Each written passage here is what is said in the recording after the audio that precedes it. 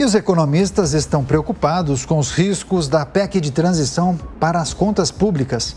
O jornalista Tiago Berrache conversou com o economista-chefe da Austin Rating, Alex Agostini, que exemplifica a razão da preocupação com o estouro no teto de gastos. Vamos acompanhar. Imagina uma família que tem o seu orçamento mensal, no qual esse orçamento ele cobre as despesas com saúde, alimentação, educação, vestuário, habitação, enfim.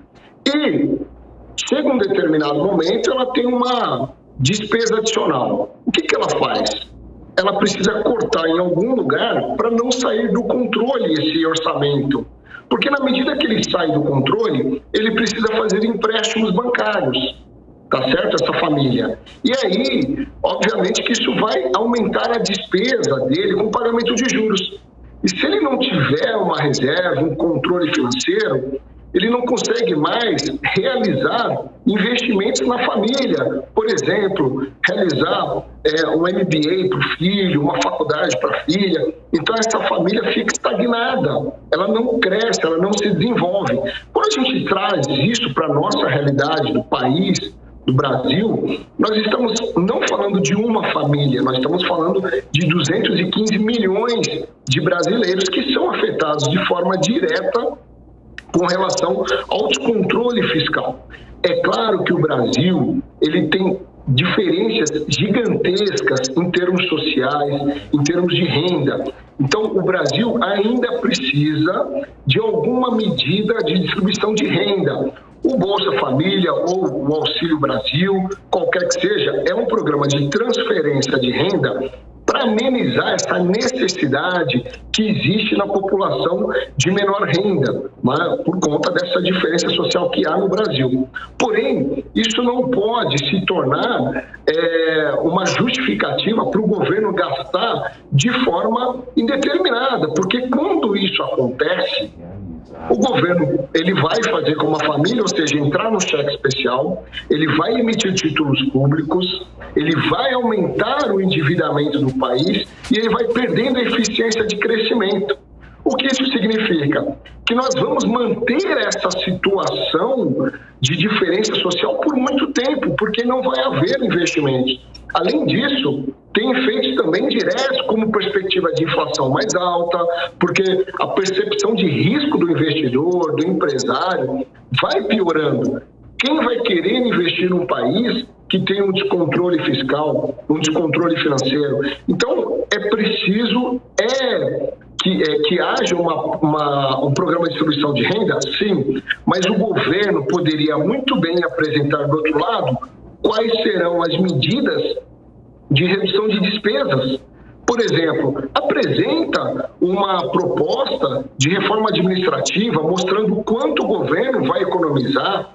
Então, ele quer gastar de um lado, e é justo por essa chamada proteção social, mas precisa ter do outro lado um plano de contenção de despesa. A despesa no Brasil só sobe, e isso é uma grande preocupação de todos. Nós vimos isso em 2014, com a Dilma, e nós vimos o efeito que isso teve em 2015 e 2016, que foram 2 anos seguidos de recessão, de queda do PIB, e que isso, Tiago, só havia acontecido em 1931 e 1932, depois que houve aquela crise global pela quebra da Bolsa de Nova York em 1929. Então, veja, é um retrocesso muito grande que o Brasil vai viver se insistir numa situação de gasto sem a contrapartida de redução de despesas.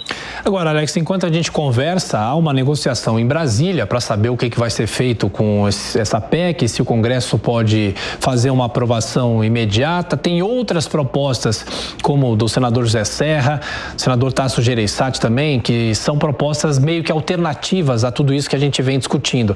Eu pergunto para você, se essa PEC for aprovada, você acha que terá uma validade de 1 ano pelos próximos 4 anos, ou é possível buscar uma outra alternativa para que não haja esse fura-teto?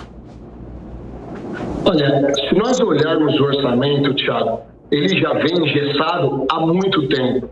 Hoje, nós temos aproximadamente em números arredondados, 95% do orçamento federal ele está engessado. O que significa isso? Ele é para realizar pagamento com despesas obrigatórias, aquelas que são previstas em lei, e apenas 5% para o governo gastar com os chamados despesas discricionárias, ou seja, aquelas despesas no qual ele, governo federal, julga que são importantes, necessárias para investimentos. Então é claro que precisa mudar essa realidade do orçamento engessado para que tenhamos outras alternativas do que simplesmente furar o teto de gasto. Ou seja, quando você tem um limite do cheque especial, o que o governo está querendo é chegar lá no gerente e falar, não, aumenta o meu limite. E por tempo indeterminado. Então não importa se seja 1 ano, 2, 3 ou 4 anos. O problema está na essência, que é não buscar alternativas. Já que o governo está negociando com o Congresso Nacional, por exemplo, ele poderia muito bem apresentar uma outra proposta para melhorar, descentralizar o orçamento federal e apresentar uma proposta de um novo pacto federativo, que, aliás, é uma mensagem que Paulo Guedes deu desde a época de 2018, na campanha eleitoral, que era menos Brasília e mais Brasil, ou seja, descentralizar a receita e, naturalmente, ter uma gestão mais flexível do orçamento. Então, o atual governo ele não está olhando por essas alternativas porque ele sabe que o empenho é muito maior. Então, dá sim, tem outras alternativas. O problema é que sempre nós temos no nosso governo, e não é deste governo que vai assumir, mas historicamente sempre olhando pelo lado do gasto e nunca pelo lado, obviamente, de fazer um ajuste pelo lado da despesa, sempre pelo lado da receita. Ou seja, sempre se quer arrecadar mais para gastar mais, mas nunca gastar menos.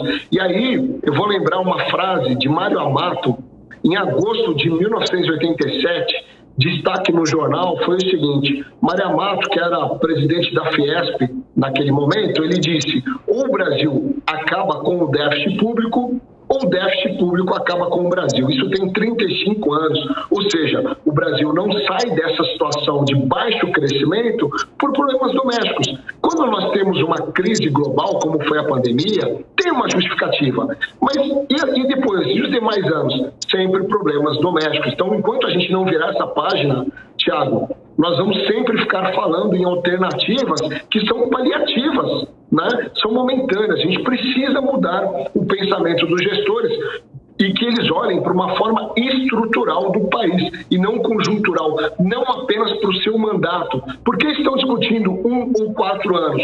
Porque estão olhando o próximo mandato. Por que a gente não olha uma coisa estrutural para 30 anos, como aconteceu, por exemplo, com os países do leste asiático, que se tornaram os tigres asiáticos, né? Que são umas grandes potências ali de emergência e estão em desenvolvimento. Por que a gente não copia o que eles fizeram e deu certo? Porque é muito mais fácil gastar do que fazer o contingenciamento. Estamos com Alex Agostini, economista, falando sobre as perspectivas, né, da economia brasileira agora para o ano de 2023 e ainda a discussão sobre a PEC que furará o teto de gastos. Agora, Alex, você falou no começo das possibilidades, se essa PEC for aprovada e se o novo governo começar desta maneira, de teremos uma pressão inflacionária. Tecnicamente, por que isso acontece? Você falou um pouco também dos investidores, mas de forma clara para o nosso público, por que isso pode prejudicar as contas do Brasil? Olha, Thiago, perfeito.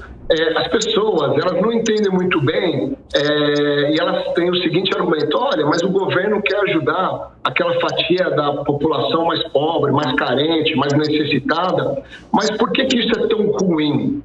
Porque isso gera uma inflação no país e a inflação ela acaba afetando todos e principalmente essa camada da sociedade mais necessitada, porque a inflação vai subir em alimentos, vai subir em vestuário, em remédios, medicamentos. Ou seja, o governo vai dar o auxílio com uma mão e vai retirar da outra quando ele tem um aumento de inflação. E por que sobe a inflação? Porque toda uma expectativa negativa, né, futura, de que, olha, o risco do governo não conseguir honrar as suas dívidas, vai aumentando, porque ele está se endividando, tá certo? O que o governo faz? Ele emite título público via Tesouro Nacional, coloca isso na mão do mercado a um custo muito maior, porque a percepção de risco aumentou. Quando aumenta a percepção de risco, os juros aumentam, os juros futuros, a expectativa de juros futuro aumenta. Isso tudo é repassado no preço final. De que forma? Imagina você uma indústria que precisa de capital para produzir alimentos, bens duráveis, enfim, para poder honrar os seus compromissos financeiros. Então, ela tem ali um empréstimo bancário. Esse empréstimo bancário está mais caro, ficou muito mais custoso para ela porque os juros subiram. Ela repassa isso para o preço final. E aí, naturalmente, que a farmácia, o supermercado, o açougue, tudo isso é afetado de forma indireta por conta do aumento de custos de distribuição. Nós vimos recentemente a questão dos preços dos combustíveis, só para citar um exemplo. Então, isso gera inflação que afeta toda a população. Então, é muito melhor a gente olhar e ter um controle muito mais efetivo de uma parcela, de uma situação, do que onerar toda a população, que depois, para combater isso, efetivamente vamos ter os juros mais altos. Aliás, agora já se discute, por exemplo, Thiago, uma nova alta da taxa de juros. Lembrando que ela ficou estável em 13,75%, se esperava, pelo menos pela Austin Rating, de ficar estável até meados de 2023, depois iniciaria um processo de queda da taxa de juros no Brasil. Agora o cenário mudou com essa PEC da transição, com essa PEC fura-teto. A gente já fala em alta de juros, deve subir ainda no primeiro trimestre de 2023, e talvez começar a cair a taxa de juros no final de 2023. Isso considerando o risco de uma desaceleração global muito forte.